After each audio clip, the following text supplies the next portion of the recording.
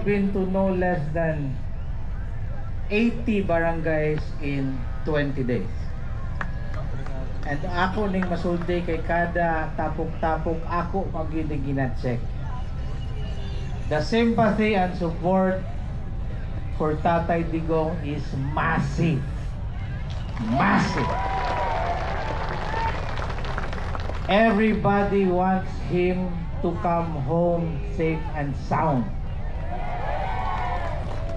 So if we all want that to happen, kabalo na bagon sa inyong buhaton.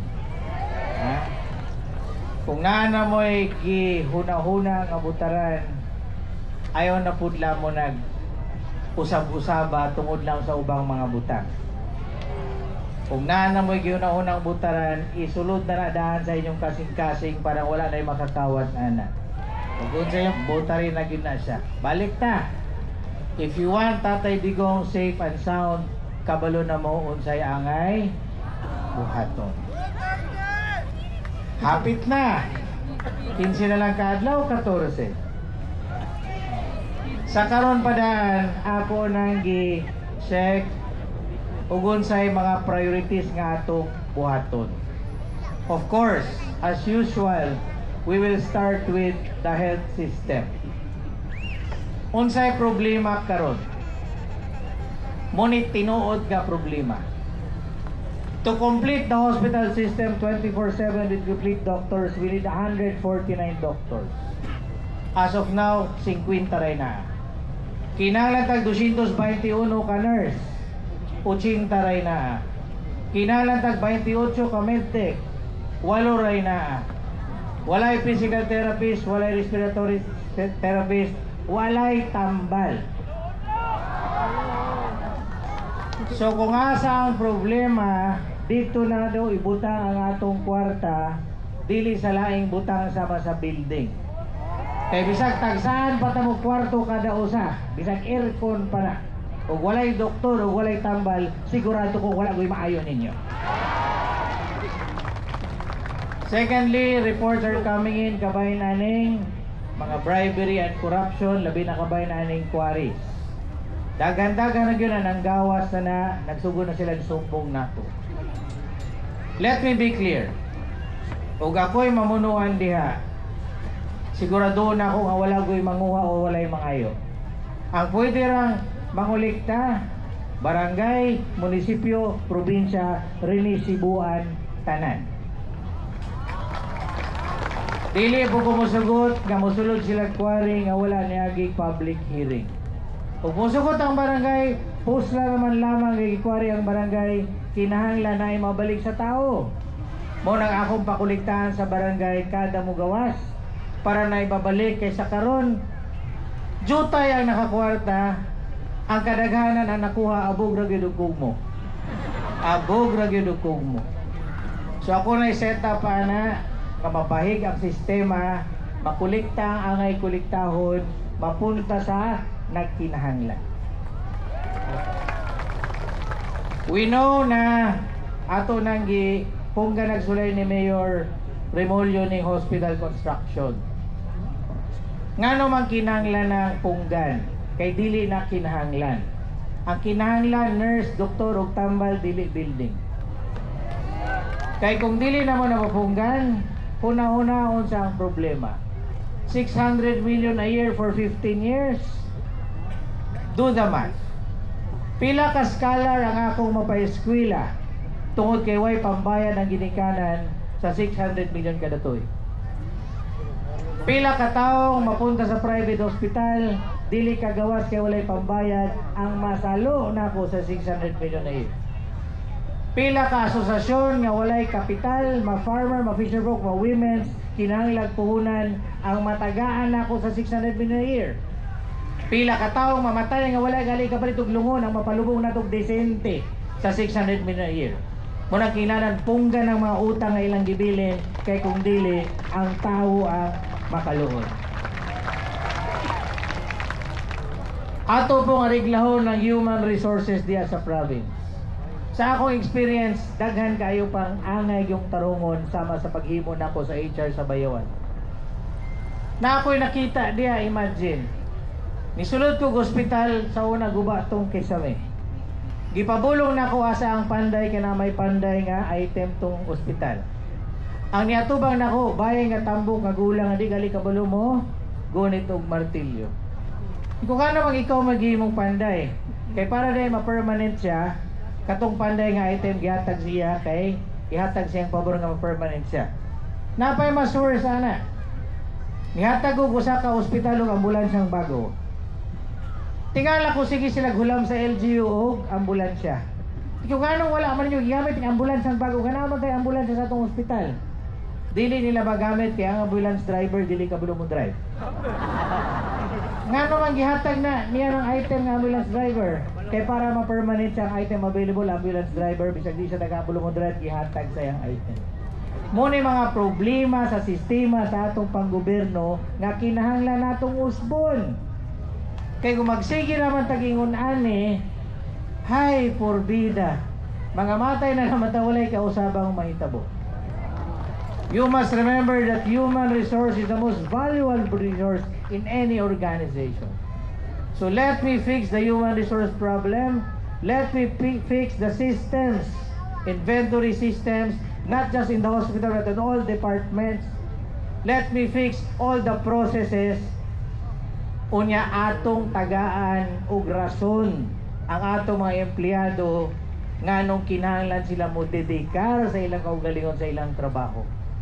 Unsaon man na gikan na tanan sa leader. Ganahan kag walay malate. Ako nang sudlan kada adlaw 7:45. Atong lang tawag after 1 week na babay malate.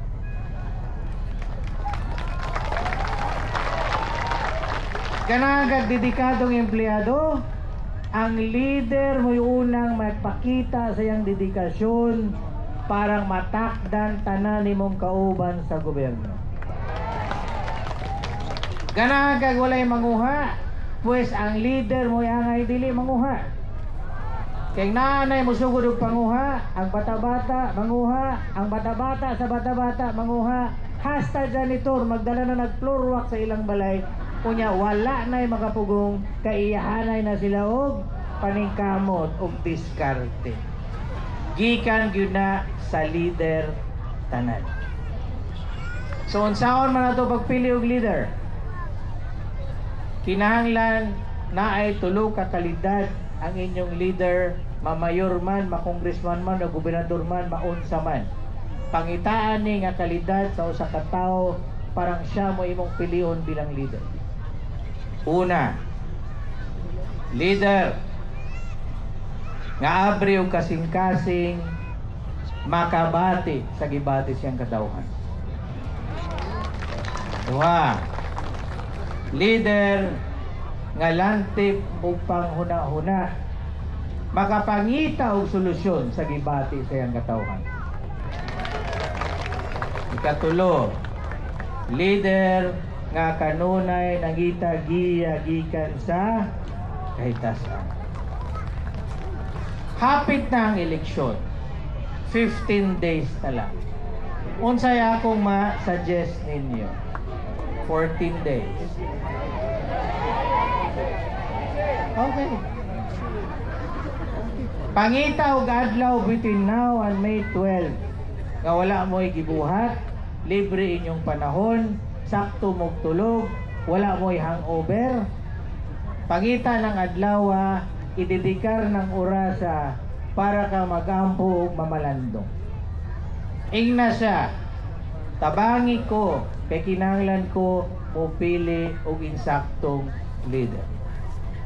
Kulata ang mensahe, ipagi dire, ipagi damgo, ug unsa man nga mensahe. Moabot ra na.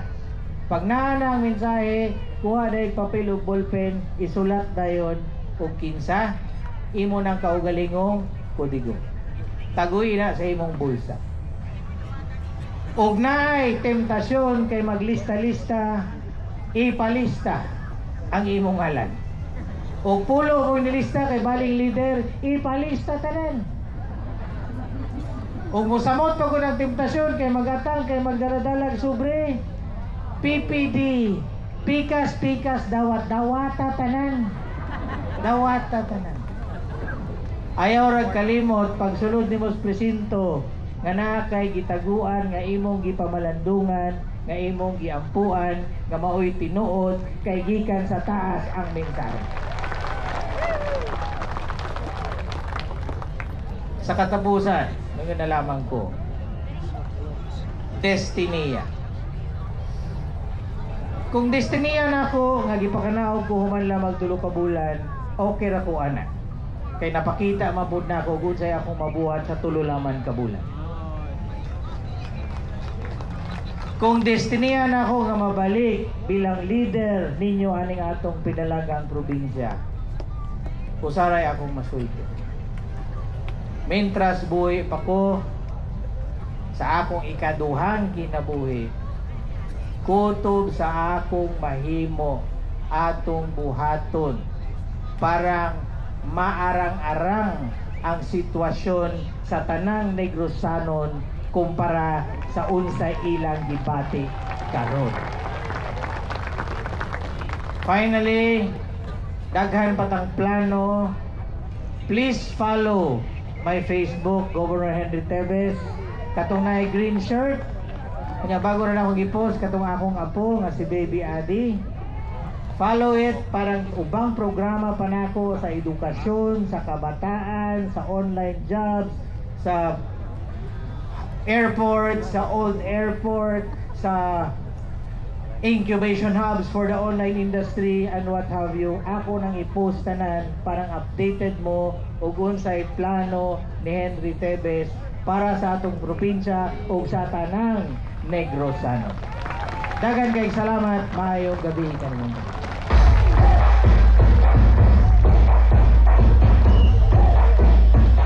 Okay, pakaigsoon. Klaro tayo to. Kaya ba natong ibalik si Governor Henry Tevez sa Kapitolyo? Kinahanglan si Governor Henry o congressman usab sa Tercero Distrito. Atong paminahon